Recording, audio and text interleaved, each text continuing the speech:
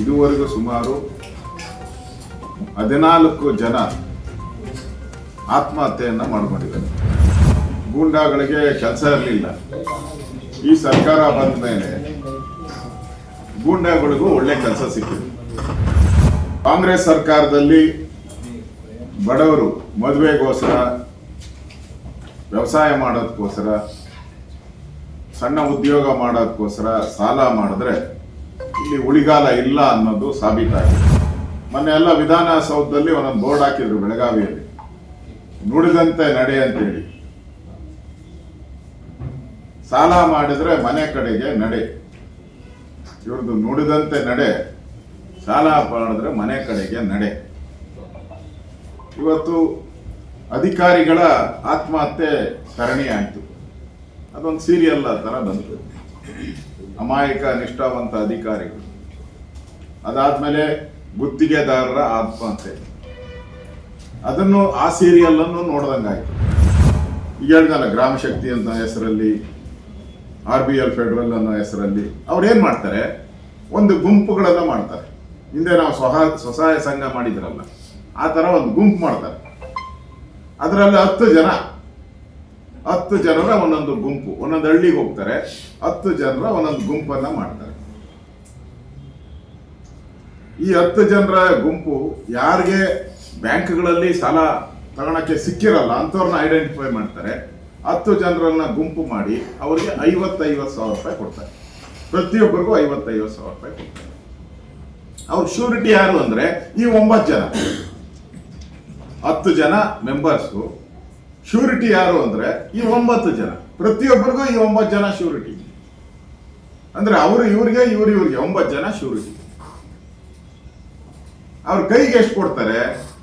46,000 ರೂಪಾಯಿ ಕೊಡ್ತಾರೆ ಕೈಗೆ. ಲೋನ್ ಎಷ್ಟು? 50,000 ರೂಪಾಯಿ ಲೋನ್. ಅವ್ರ ಕೈ ಕೊಡೋದೆಷ್ಟು? 46,000 ರೂಪಾಯಿ ಕೊಡ್ತಾರೆ. ಅದನ್ನ ಸರ್ವಿಸ್ ಚಾರ್ಜ್ ಅಂತ ಇಟ್ಕೊಳ್ಳಿ.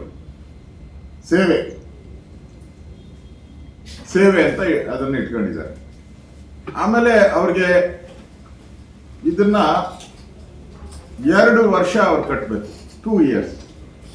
ನನಗಿರುವಂತ ಮಾಹಿತಿ ಪ್ರಕಾರ 2,700ರಿಂದ 2,800, ಅಂದ್ರೆ ಡಿಫರೆಂಟ್ ಆಗ್ತದೆ. ಫೈನಾನ್ಸ್ ಕಂಪನಿಗಳಲ್ಲಿ ಡಿಫರೆನ್ಸ್ ಇದೆ. 2,700ರಿಂದ 2,800 ಪ್ರತಿ ತಿಂಗಳು ಕಟ್ಟಬೇಕು. ಹಂಗೆ ಕಟ್ಟಿದ್ರೆ ಎಷ್ಟಾಗುತ್ತೆ? 67,000 ಆಗುತ್ತೆ 2 ವರ್ಷದಲ್ಲಿ.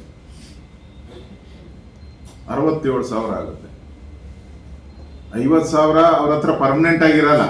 ತಲೆಯಲ್ಲಿ ನೀವು ಸ್ವಲ್ಪ ನಾವು ಯೋಚನೆ ಮಾಡೋದು. 50,000 ಪ್ರತಿ ತಿಂಗಳು ಅವ್ರು ಕಟ್ಬಿಟ್ಟಿರ್ತಾರೆ. 1 ವರ್ಷದಲ್ಲಿ ಆಲ್ಮೋಸ್ಟ್ 70% ಕಟ್ಬಿಟ್ಟಿರ್ತಾರೆ ಅವರು. ಪ್ರತಿ ತಿಂಗಳು ಕಟ್ಟೋದ್ರಿಂದ ಲೋನ್ ಅಮೌಂಟ್ ಕಡಿಮೆ ಆಗೋಗಿರ್ತದೆ. ಆದ್ರೂ ಕೂಡ 67,000 ಕಟ್ಟಬೇಕು. ಆ ಸಂದರ್ಭದಲ್ಲಿ ಜನ ಹೇಳಿದ್ದು, ಸರ್ ನಮ್ಗೆ ಇದುವರೆಗೂ ಕೂಡ ನಮ್ಗೆ ಅಂಬೇಡ್ಕರ್ ಅಭಿವೃದ್ಧಿ ನಿಗಮದಲ್ಲಿ ಸಾಲ ಕೊಡ್ತಾ ಇದ್ರು, ಆದಿಜಾಂಬವಂತ ಅಭಿವೃದ್ಧಿ ನಿಗಮದಲ್ಲಿ ಸಾಲ ಕೊಡ್ತಾ ಇದ್ರು, ವಿಶ್ವಕರ್ಮ ಅಭಿವೃದ್ಧಿ ಸಾಲ ಕೊಡ್ತಾ ಇದ್ರು. ಹೇಳ್ತೀನಿ ಅವೆಲ್ಲ. ಹಿಂದುಳಿದ ವರ್ಗಗಳ ಅಭಿವೃದ್ಧಿ ನಿಗಮಗಳಲ್ಲಿ ಸಾಲ ಕೊಡ್ತಾ ಇದ್ರು. ಅದೆಲ್ಲ ನಿಂತೋಗಿದೆ ಸರ್, ಅಲ್ಲಿ ಸಾಲ ಸಿಗ್ತಾ ಇಲ್ಲ. ನಮಗೆ ವಿಧಿ ಇಲ್ದಿರ ಈಗ ನಾವು ಈ ಮೈಕ್ರೋ ಫೈನಾನ್ಸ್ ವ್ಯವಸ್ಥೆಗೆ ನಾವು ವಿಧಿ ಇಲ್ಲದೆ ಹೋಗಿದ್ದೀರಿ. ನಮ್ಗೆ ಬೇರೆ ದಾರಿ ಇಲ್ಲ.